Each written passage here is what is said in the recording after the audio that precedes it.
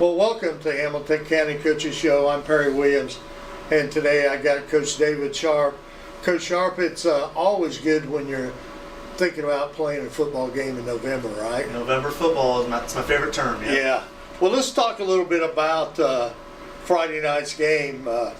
As you said after the ball game to me, we got a little bit of a slow start there, but that first quarter had a lot of action, so let's talk a little bit about that. It really did. I first just want to just say how proud I am of our kids, particularly our seniors, for going through the season that we have gone through, losing close games, being so close to turning this program around.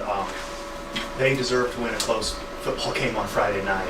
Our previous 3 wins were not really close in the fourth quarter, and just one of the most special things in the world, especially through in my heart, is winning a close game on a Friday night. It just doesn't get any better than that with guys that you grow up with, and so I'm just glad that Sharpe and Gully and Hastings and Ransom and all of our seniors got to experience a true raw emotion, nail biter fourth quarter kind of a victory over a very good Zionsville team. So. Now that we got that out of the way, we have to play another great opponent this coming Friday. But kind of recapping our game, Zionsville threw the kitchen sink at us, and they played very fast and physical. And just talking to Coach Turnquist before the game, he said he was really proud of his group, how they had a good 2 weeks of practice and good bye week, and the energy was good. And so we knew we were going to get their best shot, and we definitely did. The very slow start, I was just very upset. We had a 3rd and 2, got a yard, and then a 4th and 1 and got stuffed. And that's not Miller football, but it can happen. So that's worst case scenario. And then Eugene Hilton is going to make a play or 2 every now and then, and he makes a great play. So that's the 3 and out, or I should say 4 and out, and then a 30-yard touchdown pass was really bad for us. And then we didn't respond right away. We had to end up punting, which got blocked, and so you're looking at the scoreboard, about 7.5 minutes to go, and it's just 14-0, and then we respond with yet another 3 and out, and having to punt again was a pretty grim feeling about 6 minutes into the game, very grim feeling. But we had a lot of stuff that we wanted to try out on offense, and it didn't work out the first 3 series, but we were able then to kind of open up our offense, so to speak, to try a few more different things, and that's when we got the spark. And the big play was getting Sharpe established to make it 14-7. He pops a big long trap for 70 or 80 yards, and that was kind of like, okay, it's a football game now. And once we got that, we got another stop, and we were able to score another one. Aiden Brewer he does what he does. He is a tremendous deep ball receiver, and we were able to get him open, and Jacob Baker just right on the money, big gain of 50 or 60 yards, and set up our second game-time touchdown at 14-14. So enormous play. We always tell the kids, we actually had a meeting this morning before school, we just say, well, here's how you win the game, don't overthink it. Sharpe's going to give us one huge play, AB, or somebody else in the passing game is going to give us a huge play, and we're going to have 2 ugly drives, and we're going to score 28 points, and that's all we need in the HCC. And that's kind of, that we followed that recipe, which haven't quite completed it at times, but to get the big Sharpe play and the big AB play early in the game, that really gave us a lot of confidence, and it gave the defense a lot of confidence, getting that thing tied up. Their touchdown before the half was, we don't blitz very often.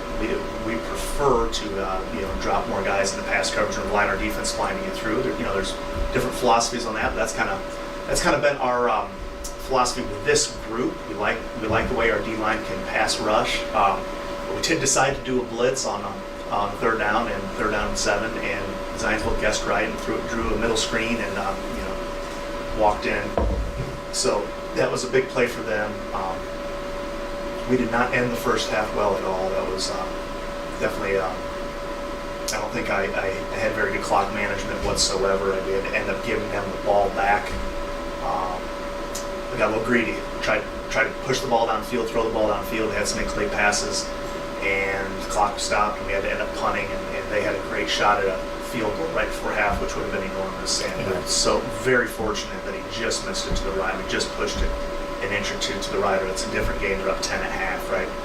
So being down 7 at half, we got in the locker. The locker room was very calm. It was, we were reviewing the iPad and we're just doing little tiny pointers. We knew we had a lot of stuff that we wanted to still use, and we felt pretty confident.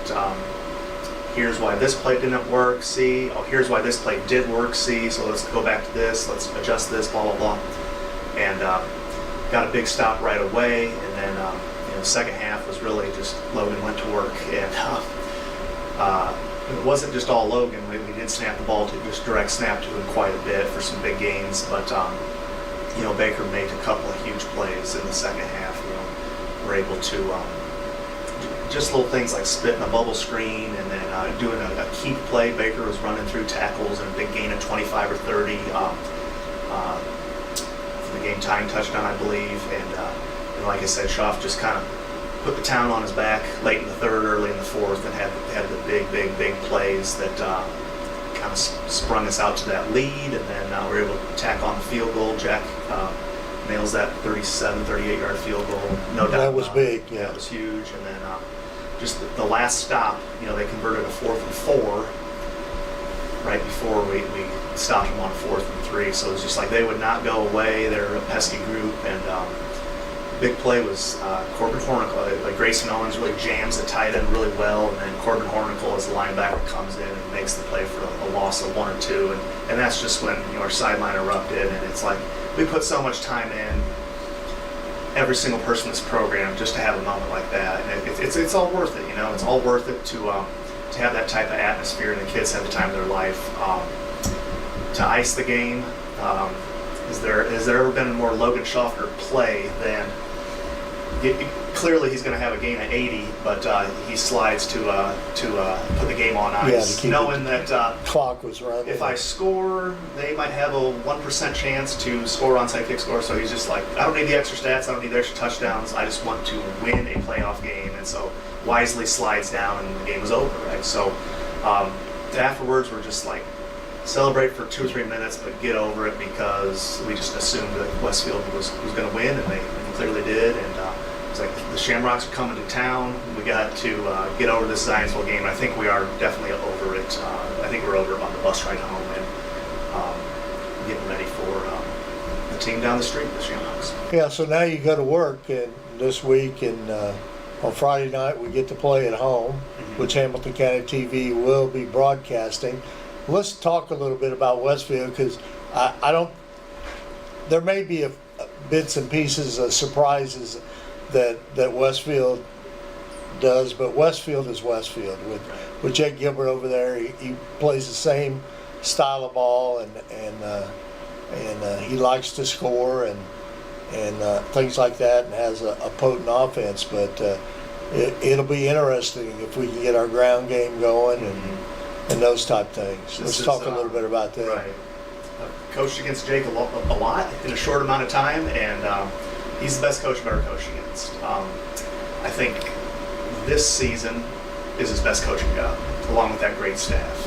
A lot of those guys have been with him for quite a while, and they just are so darn disciplined, and they're not going to be themselves, and they're going to make you earn it the old-fashioned way. They play with great technique. He just does a remarkable job, and this team going 9-1 is really special. It's a special season that they're having. We kind of look at our season and their season. We lost 4 heartbreakers, including one to Westfield, right? And they won 4 or 5 super close dramatic games, right? And so we're like, well, and now we did not get off the bus against Fishers and HSC. We had 2 duds, and they had 1 dud against Brownsburg, right? So we're kind of looking at our seasons like, man, we're almost similar types of seasons, but we went last 2-3 minutes of the game, we did not perform well for the most part. And their final couple minutes of all of their games, they played very well, and that just is a testament to how well coached they are, and they're seniors. They've seen this. They've just had, they've had so much success the past 5-10 years that Yes. you just know, like if you're a Shamrock, you just know we're going to figure it out in the fourth quarter. We are trying to get there. It's so difficult because we can't look back in history and like, don't worry, don't panic. We're going to, we can't look back at last year, or 2 years ago, or 3 years ago, or 5 years ago, or 10 years ago. So, but we're getting there, and I hope that last night's big win Friday night's big win at Zionsville is a big building block for us to consistently win those close games in the HCC. Yeah, and I think that really that the game against Zionsville and the HCC and then the sectional was very, very important to us because we came from behind. And like you said, I mean, the first quarter, it was very concerning, okay, even though we did put a couple points up there, a couple touchdowns up there, but we settled in and the kids didn't quit. They did not quit, and that's but we knew we were going to get that. And I tell them all the time, if you're on offense, you're probably going to play 60 to 65 snaps. 6 of the first 8 snaps were not good snaps, but we still got another 50 or 55, and likewise on defense as well. So it's going to even itself out. You never know when there's going to be big runs. Their big run was first 5 minutes of the game. Our big run was late third, early fourth, where we were on fire on both sides of the ball. So runs are going to happen. Don't panic just because it's the first sequence of the game. Absolutely. Well, Coach, I wish you the best of luck this week. And like I said, Hamilton County TV, since it's at home, we've applied with the IHSAA to broadcast the game here at Beaver Material Stadium. So we're looking forward to it, and we're excited, and I know you're excited about playing in November. It is. It's finally cold. We get to put a sweatshirt on for practice for the first time this season, Well, thanks a lot, Coach. I appreciate it today, and good luck. Thanks, Perry. Go Millers.